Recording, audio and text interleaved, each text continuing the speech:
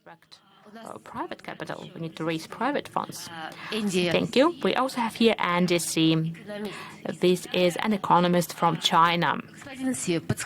Xie, in your opinion, what do you think about the development of technologies in the world, and what place in this development belongs to Russia? Yeah, thank you, Maria, for your question.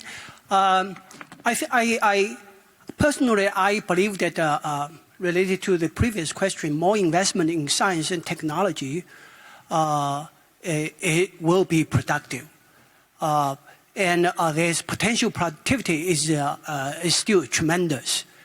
But it needs to be done in the right way. And I think that from the successful examples I've seen so far, especially in China and in the United States, it has to be market-oriented. And it has to be focused on competition. So three elements for technology development: market, competition, and scale. And all rapid productivity we have seen is coming from these three elements. So the innovation is not something that like a rabbit jumps out of a hat. It's really it's learning by doing. And learning by doing, then you have scale.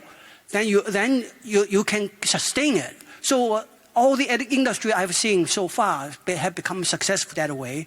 You can create a virtuous cycle because of rapid productivity and innovation. Then the product gets better, the price goes lower, then demand rises further. So that's the virtuous cycle. You have to jump on this virtuous cycle as quickly as possible. So from the government's perspective, I think that it's worth spending more money for sure. But you got to have your eye on the market.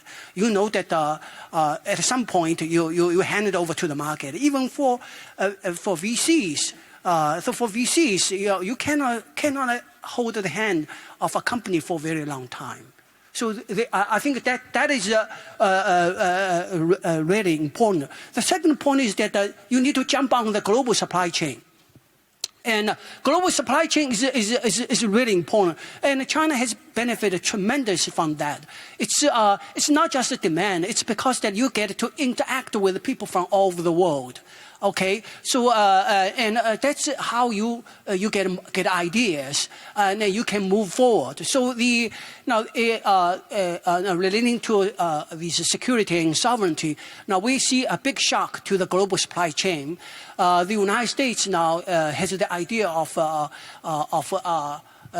so-called small garden, tall walls. Basically, you're trying to keep a certain technology from the global supply chain. And you're trying to disrupt the global supply chain. So, and I believe this garden, the small garden, will become much bigger. It will become bigger and bigger. So the disruption to global supply chain is going to be humongous. You look at what Janet Yellen, the Secretary of Treasury, was in China in the last 7 days. What she was saying, it was very clear that the U.S. would expand this garden to cover the green technology, which is a very large market, and there will be even more down the road, I believe. But it's also an opportunity.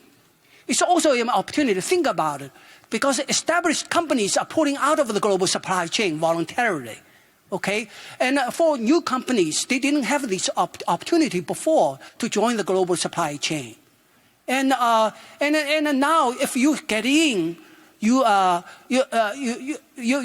less competition, and it's a big market because that the U.S. and even if the U.S. persuades its allies to join, at most it's half of the world. And the other half is growing faster. So for new entrants, it's really a great opportunity. So I think that for a lot of countries, this is the time to rethink about your role in the global supply chain, and think about what you can do, what you can do to create an alternative supply chain. And it's not just a rip. And by the way, it's not reinventing the wheel. Okay, when you do something again, you always will do it better because you can rethink about it. So the end product is actually going to be more efficient, better supply chain, and that possibly can overwhelm the current one. Okay, so that is, I think, a great opportunity for countries like Russia and you hear about people are trying to scare. Some people are trying to scare the world that the Chinese are taking over the world. That's not true. And 10 years ago, they were saying that China was making cheap, low-quality products. Now they think that they are saying that China is taking over the whole world. It's just not true.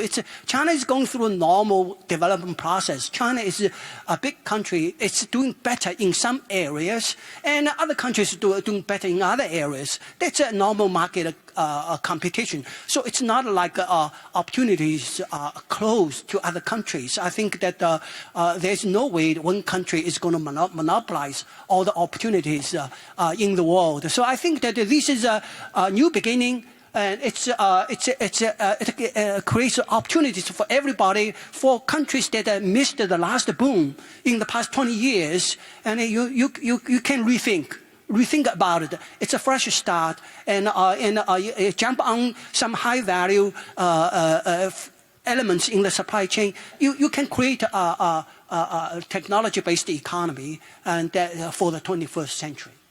Да, спасибо, господин Xie.